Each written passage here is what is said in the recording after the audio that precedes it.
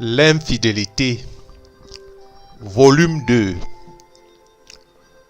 Retenons notre attention sur un des sens que nous avons donné à l'infidélité dans le volume 1, à savoir le fait d'avoir recours à quelqu'un d'autre que celui auquel on a habituellement recours. C'est cette attitude qui a conduit l'humanité au stade qu'elle se retrouve, où la majorité pense pouvoir tout faire par soi-même, oubliant que l'univers a un créateur qui donne des directives, parce que Dieu a tout créé pour un but et avec un plan. Alors, on pourrait se poser la question, l'humanité veut-il que Dieu se soumette à la volonté des hommes? Même si c'est un Dieu d'amour. Moi, personnellement, je ne le pense pas.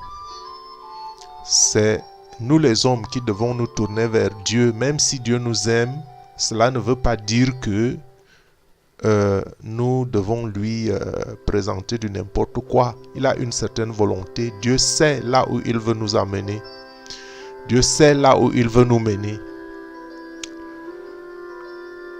La rébellion de Lucifer est la plus grande infidélité de tous les temps et de l'histoire de l'univers. Et cela a des répercussions sur nous. Cela a des répercussions sans exception dans la vie de tout un chacun.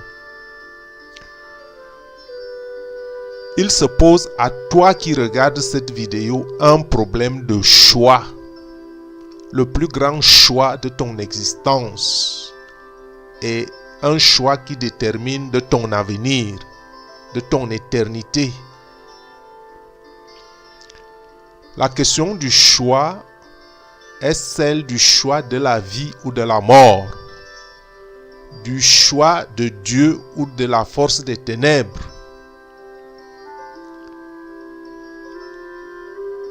Les choses sont ainsi et il n'y a pas de voie médiane. Pourquoi il n'y a pas de voie médiane? Il n'y a pas de voie médiane parce que la Bible nous dit qu'il ne sert à rien de rester ni froid ni chaud. Il faut choisir un camp.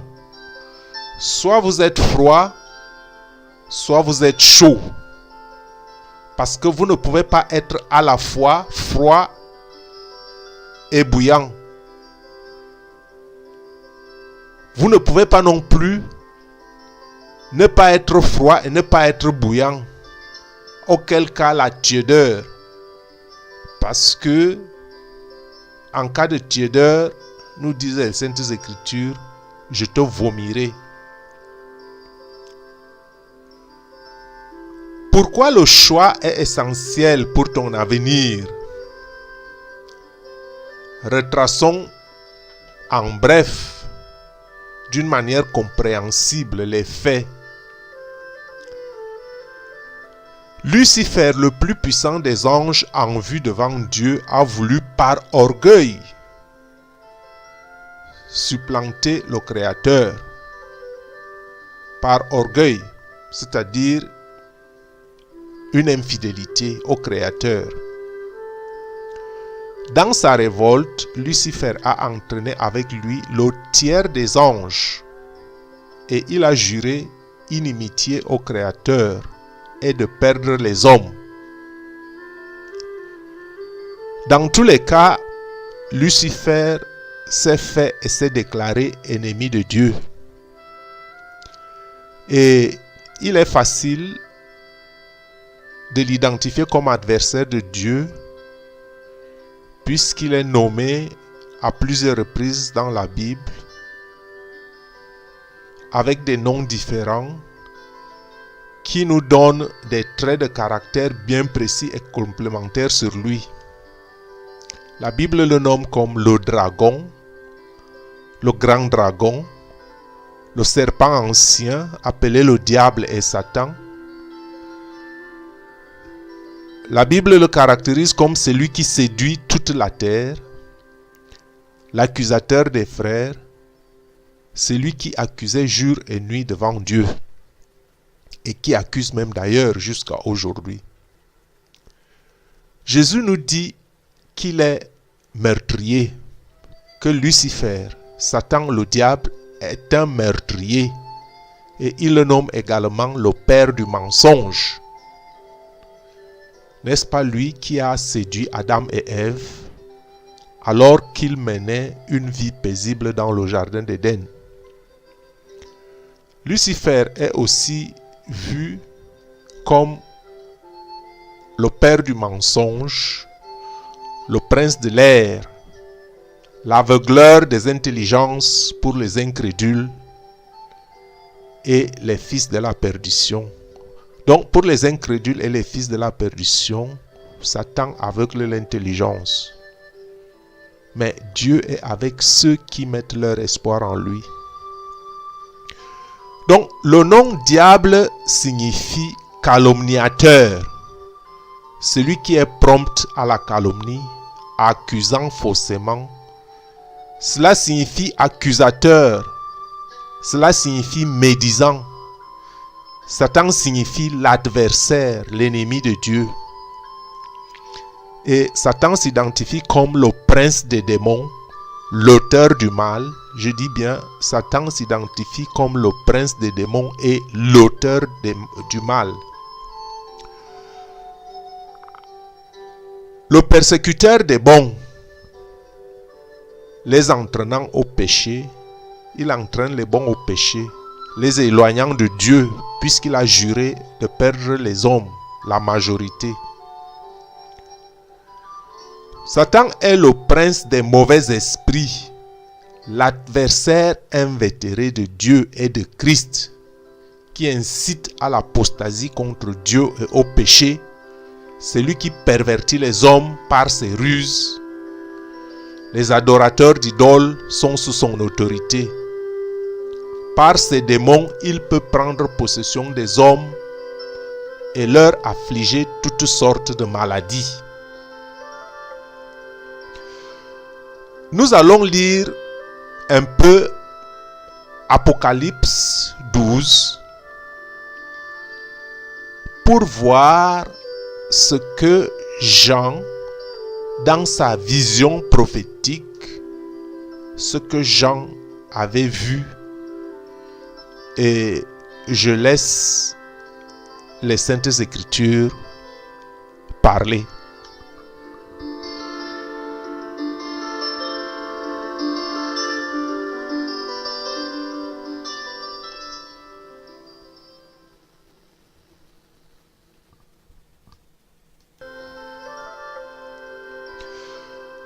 Nous allons lire un peu Apocalypse 12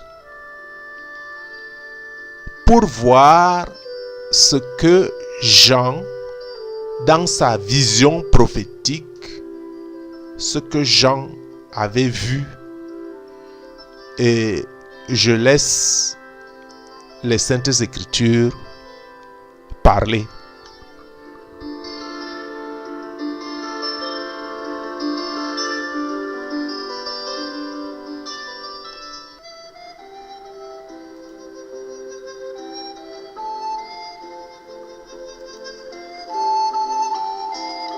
Apocalypse de Jean, chapitre 12. Un grand signe parut dans le ciel. Une femme, enveloppée du soleil, la lune sous ses pieds et une couronne de 12 étoiles sur sa tête. Elle était enceinte, et elle criait étant en travail et dans les douleurs de l'enfantement. Un autre signe parut encore dans le ciel, et voici, c'était un grand dragon rouge, ayant 7 têtes et 10 cornes, et sur ses têtes, 7 diadèmes. Sa queue entraînait le tiers des étoiles du ciel et les jetait sur la terre. Le dragon se tint devant la femme qui allait enfanter, afin de dévorer son enfant lorsqu'elle aurait enfanté. Elle enfanta un fils, qui doit paître toutes les nations avec une verge de fer. Et son enfant fut enlevé vers Dieu et vers son trône. Et la femme s'enfuit dans le désert, où elle avait un lieu préparé par Dieu, afin qu'elle y fût nourrie pendant 1260 jours. Et il y eut guerre dans le ciel. Michel et ses anges combattirent contre le dragon, et le dragon et ses anges combattirent. Mais ils ne furent pas les plus forts, et leur place ne fut plus trouvée dans le ciel. Et il fut précipité le grand dragon, le serpent ancien, appelé le diable et Satan, celui qui séduit toute la terre. Il fut précipité sur la terre, et ses anges furent précipités avec lui. Et j'entendis dans le ciel une voix forte qui disait : Maintenant le salut est arrivé, et la puissance, et le règne de notre Dieu, et l'autorité de son Christ, car il a été précipité l'accusateur de nos frères, celui qui les accusait devant notre Dieu jour et nuit.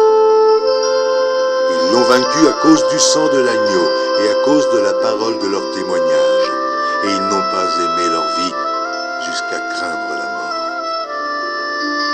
C'est pourquoi réjouissez-vous, cieux, et vous qui habitez dans les cieux. Malheur à la terre et à la mer, car le diable est descendu vers vous, animé d'une grande colère, sachant qu'il a peu de temps. Quand le dragon vit qu'il avait été précipité sur la terre, il poursuivit la femme qui avait enfanté l'enfant mâle. Et les deux ailes du grand aigle furent données à la femme, afin qu'elle s'envolât au désert, vers son lieu, où elle est nourrie un temps, des temps, et la moitié d'un temps, loin de la face du serpent. Et de sa bouche, le serpent lança de l'eau, comme un fleuve derrière la femme, afin de l'entraîner par le fleuve. Et la terre secourut la femme. Et la terre ouvrit sa bouche et engloutit le fleuve que le dragon avait lancé de sa bouche. Et le dragon fut irrité contre la femme. Et il s'en alla faire la guerre au reste de sa postérité, à ceux qui gardent les commandements de Dieu et qui ont le témoignage de Jésus.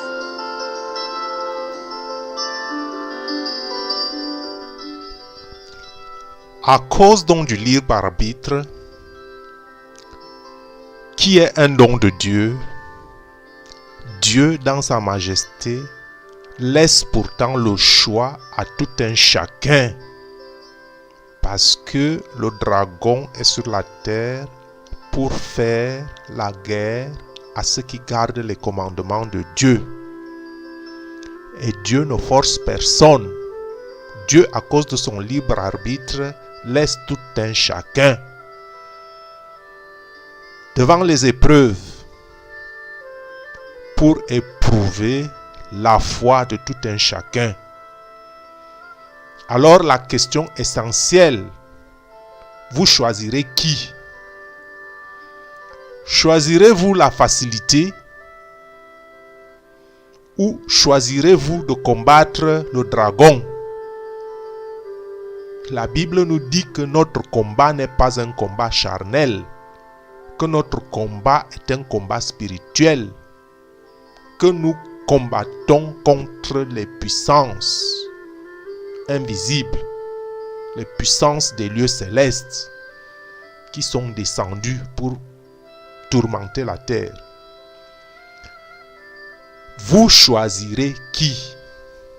Abba, le Père des cieux, créateur du ciel et de la terre, l'auteur de la vie, la lumière éternelle, l'amour infini éternel, ou alors vous choisirez à cause des épreuves celui qui se déclare son adversaire avec des traits de caractère opposés, comme nous l'avons décrit tout haut, qui aveugle les incrédules et les fils de la perdition.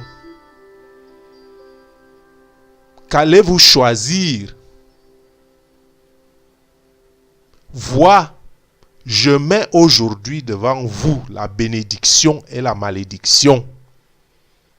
La bénédiction, si vous obéissez au commandement de l'Éternel, votre Dieu, que je vous prescris en ce jour. La malédiction si vous n'obéissez pas au commandement de l'Éternel votre Dieu et si vous vous détournez de la voie que je vous prescris en ce jour pour aller auprès d'autres dieux que vous ne connaissez point. Nous dit Deutéronome 11 au verset 26. Le chapitre 30, à partir du verset 15,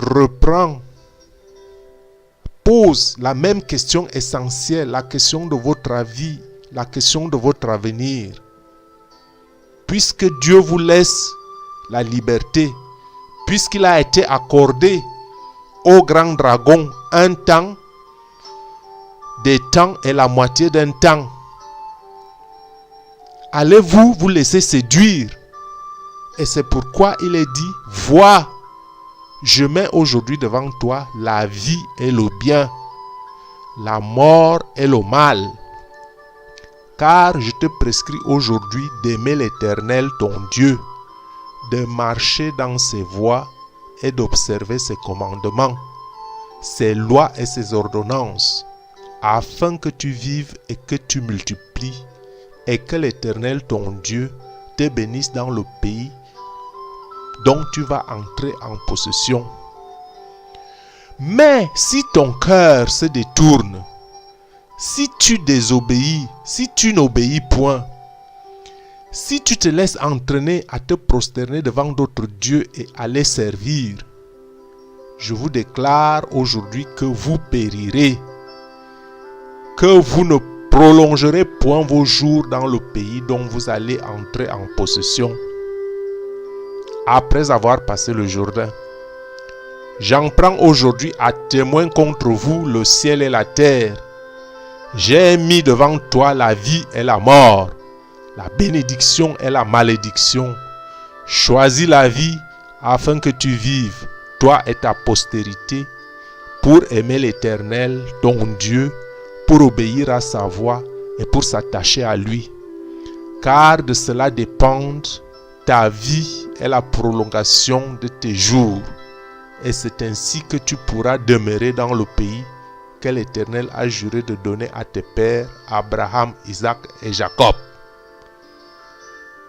Je vous pose la question maintenant. Qui choisissez-vous? Êtes-vous conscient du combat dans lequel vous êtes impliqué? Êtes-vous conscient de la décision que vous prenez? Êtes-vous conscient d'où vous conduit la décision que vous prenez dans votre vie aujourd'hui? C'est une question qui s'adresse à tout un chacun. Que votre libre arbitre vous guide, que l'Esprit de Dieu vous éclaire dans vos choix, dans vos préférences.